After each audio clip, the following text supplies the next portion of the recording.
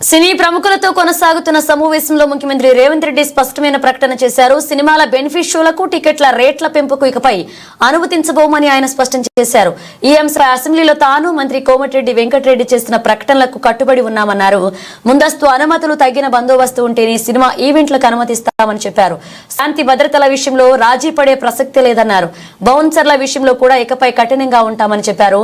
సినీ పరిశ్రమకు తాము వ్యతిరేకం కాదని రేవంత్ రెడ్డి స్పష్టం చేశారు. ఉద్దేశపూర్వకంగా కేసులు పెట్టలేదని చెప్పారు. సినీ ఇండస్ట్రీ అభివృద్ధికి తమ ప్రభుత్వం పూర్తిగా సహకరిస్తుందన్నారు.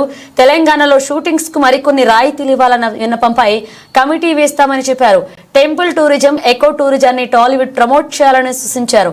సినిమా రిలీజ్ ఈవెంట్ సమయంలో అభిమానుల్ని కంట్రోల్ చేసుకోవాల్సిన బాధ్యత సెలబ్రిటీలదేనని చెప్పారు. ఈ సందర్భంగా రాఘవేంద్రరావు మాట్లాడుతూ అందరూ సీఎంలు ఇండస్ట్రీని బాగా చూసుకున్నారని చెప్పారు.